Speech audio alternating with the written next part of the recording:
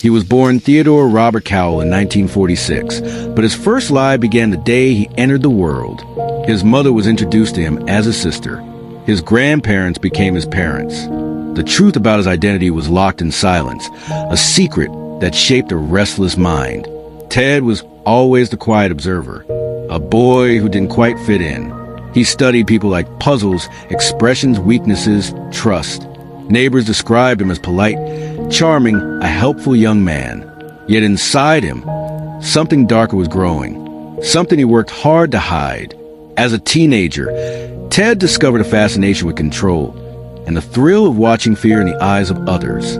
He spent late nights drifting through neighborhoods, peeking into windows, studying strangers like prey.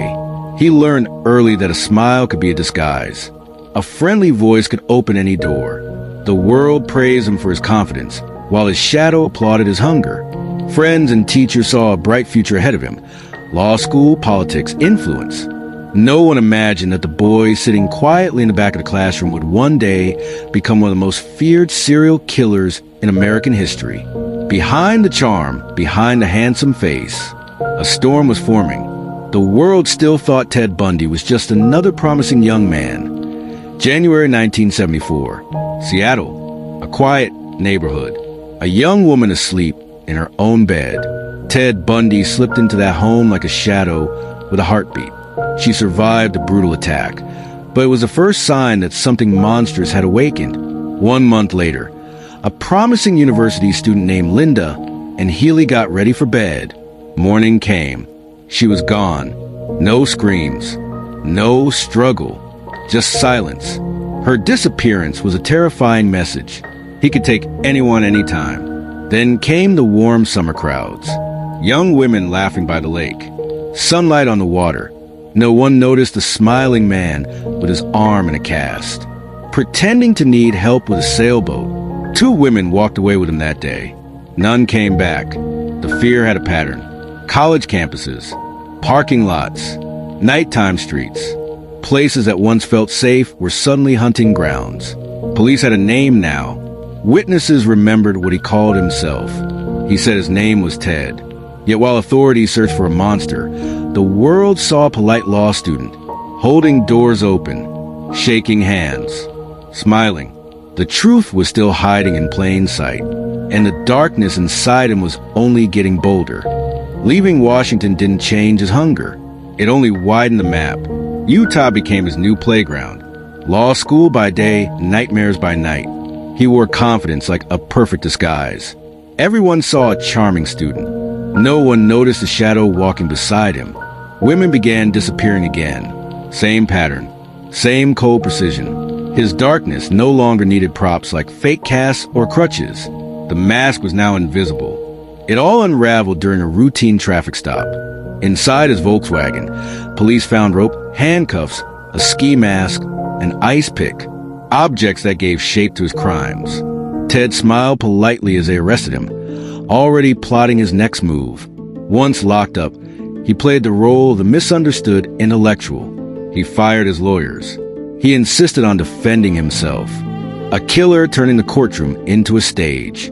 Because representing himself granted privileges, access to the law library, freedom to move, a perfect recipe for escape.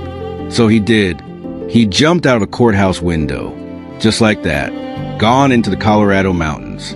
6 days on the run, stealing food, changing appearance, surviving like a wild animal with a college education. When they caught him again, he didn't look defeated. He looked entertained. The world underestimated him.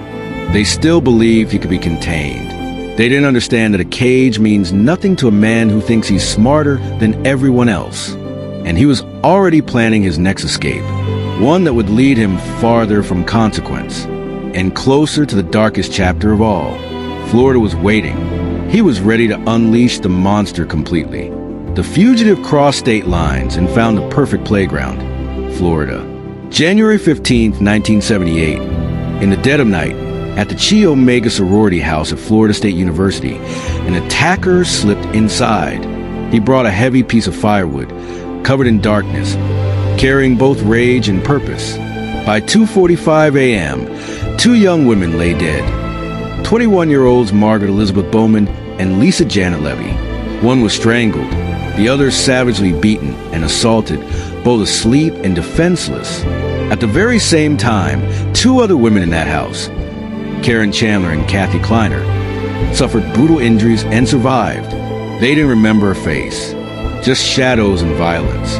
Less than 8 blocks away, he attacked again, 21-year-old Cheryl Thomas, who faced a fractured jaw, skull fractures, permanent hearing loss, and trauma no one prepared her for. Weeks passed. On February 9th, 1978, the unthinkable happened. A 12-year-old girl named Kimberly Diane Leach disappeared from a junior high school in Lake City. A man called himself a fire department worker, lured her away in a white van, and never returned her class. Her body was found 7 weeks later, hidden, violated, a young life stolen. In the span of these 6 weeks, the mask of sophistication crumbled. He was no longer just charming or elusive. He was monstrous in plain sight. Florida felt like a lab for his most daring crimes yet. Breaking in, overpowering young women in their sleep, leaving very little to hide behind, and realizing that by now the world was paying attention. Yet even as the net tightened, he escaped again. Authorities, sorority houses, children. Everything became part of the map he dared to draw. And though the capture was near, the chilling question remained. How many more remained unknown? Thank you for staying with us through this chilling chapter of the Ted Bundy story. There is still so much more to uncover, and the truth only gets darker from here. Part 2 is coming soon, and you definitely don't want to miss it. To everyone watching, supporting, liking, and sharing our videos, you're the reason this channel grows stronger with every story we tell. We appreciate you more than words can say. Hit that follow so you never miss the next piece of case. Stay curious. Stay aware.